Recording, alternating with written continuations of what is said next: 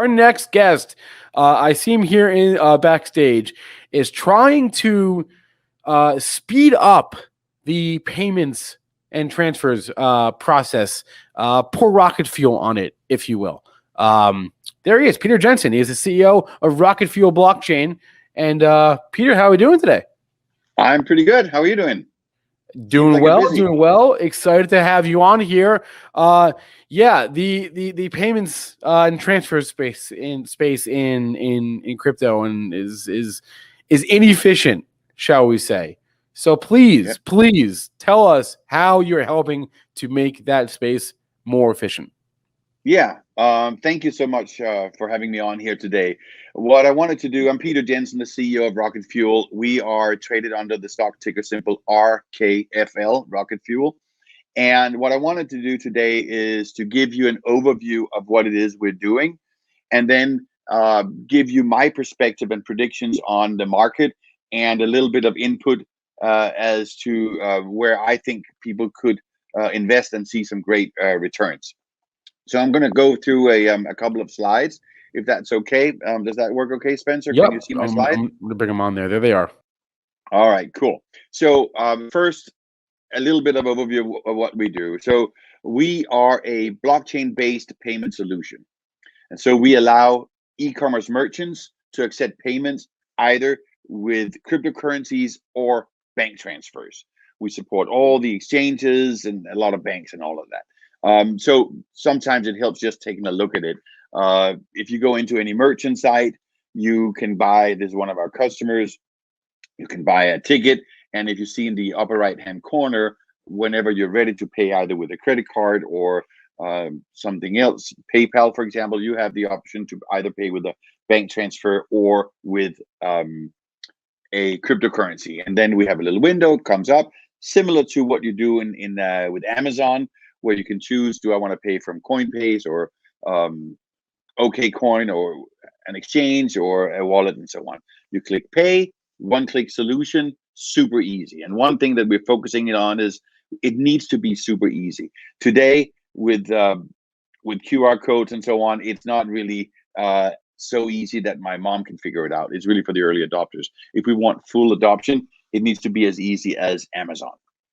So in addition to that, we have a dashboard for both our merchants and consumers. So consumers can, and this is nice for tax season, you can go through all of your purchases over the year, and you can see who you paid and so on. And the same for the merchants. They can see everything that is going on in their store.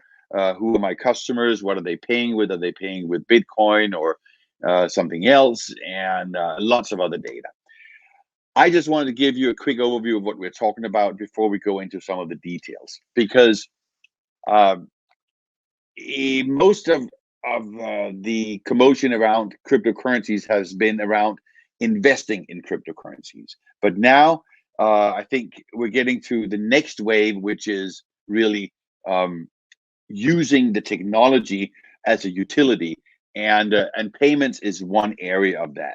And you can say, why is that? What is the problem here?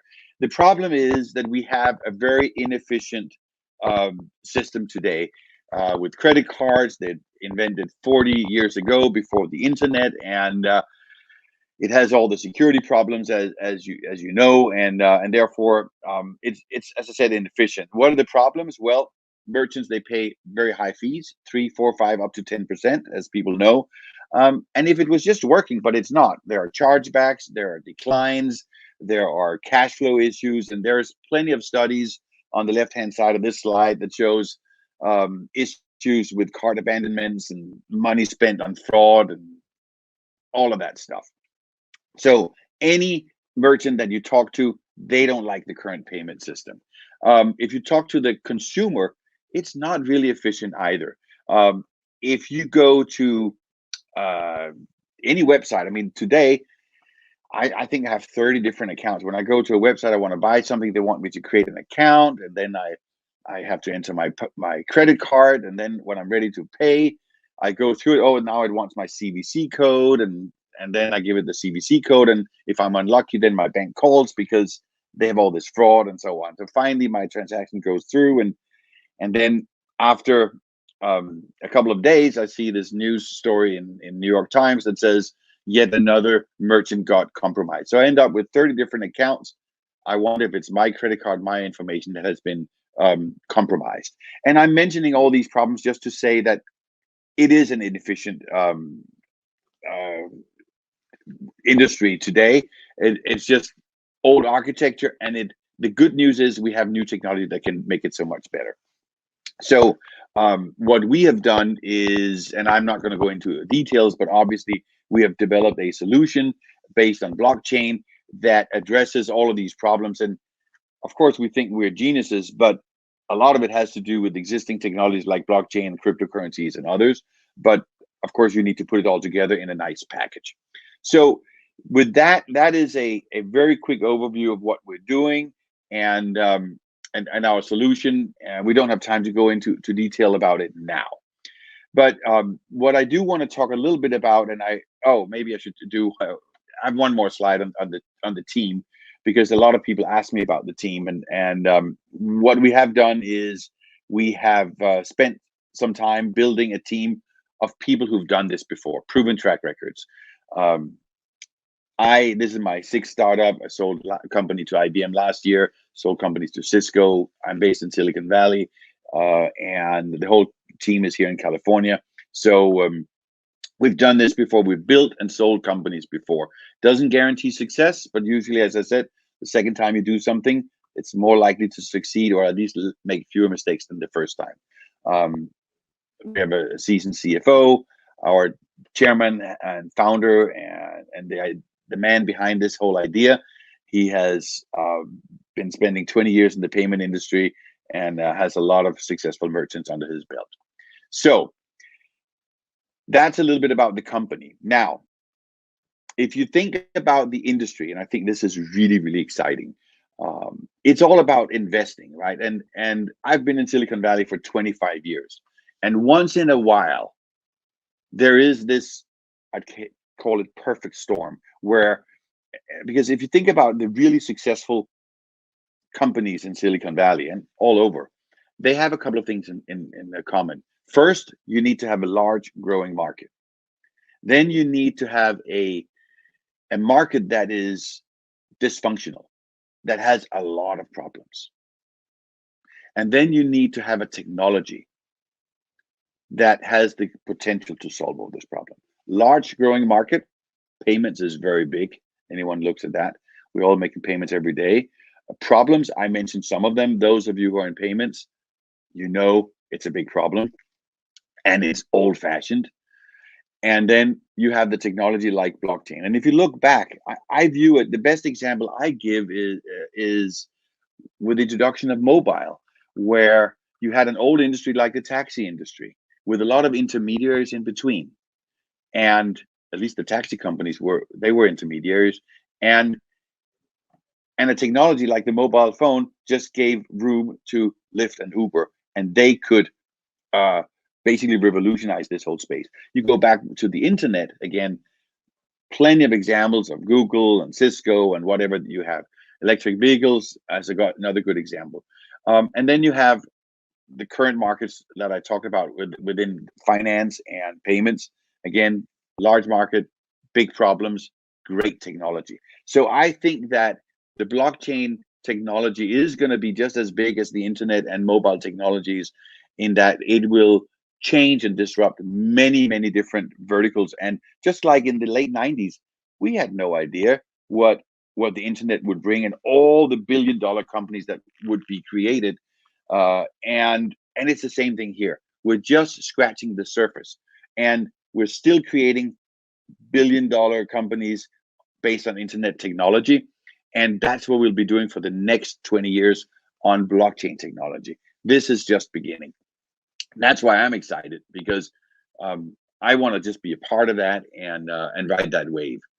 Now, a couple of last final thoughts here. As I mentioned, the first wave, the last 10 years, we've been spending time investing in cryptocurrencies as an investment, as I mentioned.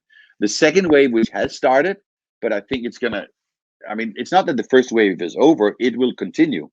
But what we're seeing now is that crypto will be used as a utility and infrastructure. So if you think about it, we're passing an infrastructure bill now. Currencies and payments, they're infrastructure today. And if you want to have a competitive country and a competitive economy, you have to have an efficient infrastructure. So and if you think about it, it's always been a good idea, even from the old railroads.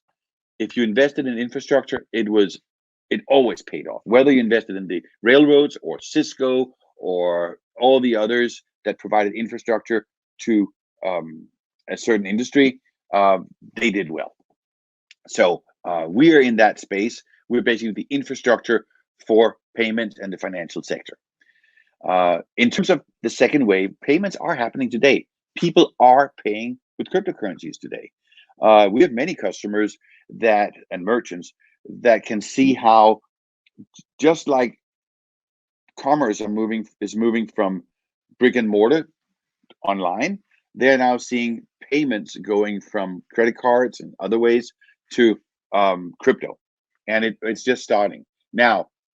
I believe, and this is my prediction, that the real fast acceleration and the general adoption is going to happen when the national banks issue their own digital currencies. So imagine when the US central bank issues a digital version of the US dollar, and all the kids in university who come out of university, who already today have their wallets on their phones, they're being asked, do you want your salary paid in US dollars, fiat currencies, into the bank account, or in the digital version of the US dollar directly to your phone? It's going to be a no-brainer for them. They're like, I already have that wallet. I don't want to go down to the bank, set up an account, pay all the fees. Just give it directly there. So when the central banks are going to issue their own currencies, it will validate this whole space and it will explode. Now, I happen to think that it's going to happen in the US sometime next year. And why? It's because it's already happened in many other countries around the world. China is, as we know, ahead, and they're moving very fast. And I think a couple of other large countries are going to follow. My prediction is maybe the UK and Europe, because they're outside of the EU. And we know what the Chinese want. They want the Chinese yuan to be the dominant currency and replace the US dollar. And I don't think we can let that happen here from the US. And therefore, the US central bank is going to be forced to move relatively soon.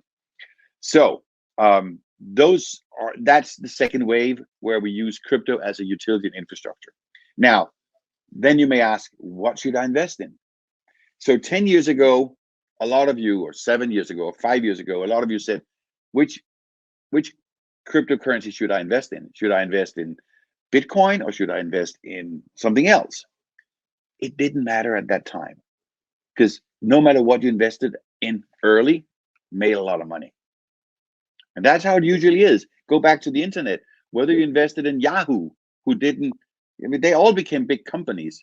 It was just one got bigger than the other. There was Yahoo, there was Google for internet search, there was Microsoft, all of these, they all became big billion-dollar companies. And that's my point here, is that my point is, you should think about, do I want to continue investing only in crypto, or do I want to diversify and also invest in infrastructure built on blockchain and crypto? And if I do want to do that, of course, we are one option, of course. But the key point is here, invest early. If you invest early in the infrastructure that takes advantage of crypto, then I don't think you can go wrong, because we're all going to be big. It's just a matter of how big we're going to be.